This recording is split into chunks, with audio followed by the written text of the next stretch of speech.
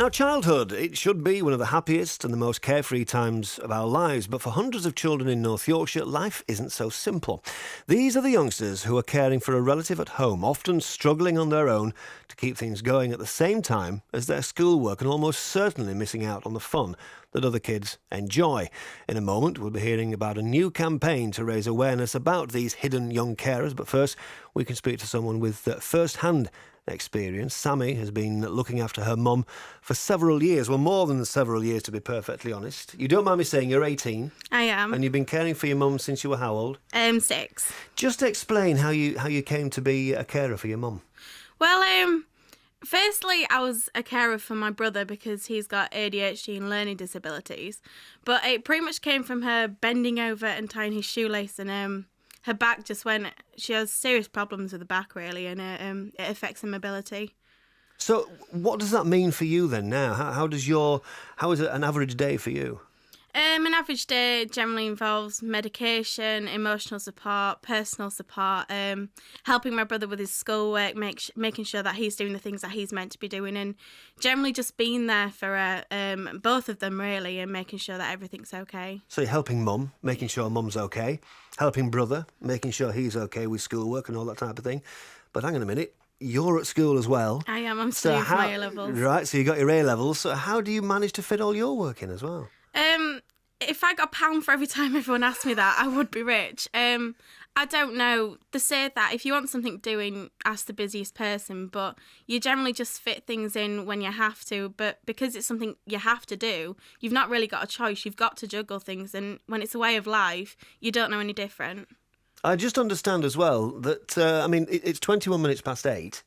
Have you got an exam this morning? I have at 9 o'clock. At 9 o'clock? At 9 o'clock. And at 1:30. And at 1:30? Yeah. Okay, but you thought it'd be okay to come in here and have a quick chat? Yeah, mainly my point is I know my exams are important because, believe me, they are, because I'm going to university in September.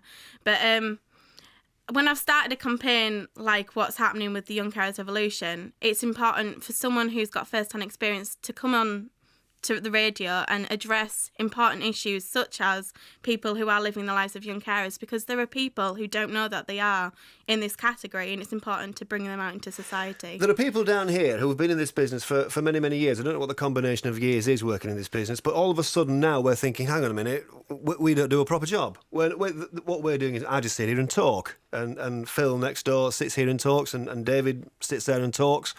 We don't do a proper job. You, at 18, and for the past 12 years, have been doing the proper job. I have a job too. You have a job too? Of course you do. Of course you do. I take my hat off to you. If I was wearing one, it would be taken off right now. It's quite simply astonishing what you do, but we know the reasons why you do it. Well, Liz Langwade is with me as well. Liz is Young Carers worker at the York Carers Centre. I don't know what to say. I'm just completely stuck for words here.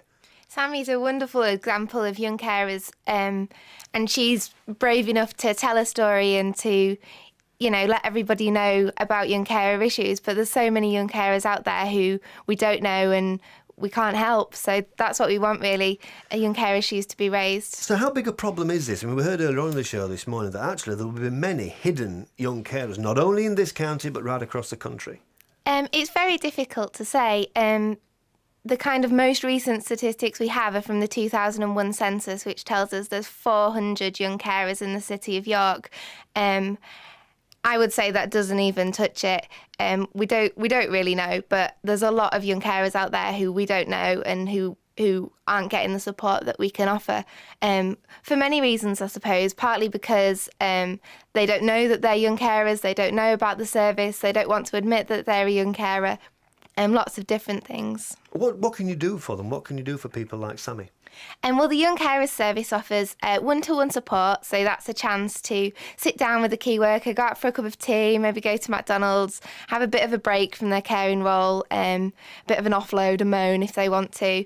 We do trips and events and activities, so that's a chance to have a break, have a day off, do something fun. We'll go go-karting or laser quest. Next week we're going to Flamingo Land. Just a chance to do fun things, really. We try to do a residential every year for each of our age groups. So that's a full weekend off of just fun things. And we ask the young people what they want to do. So we tailor it to what they like to do, really.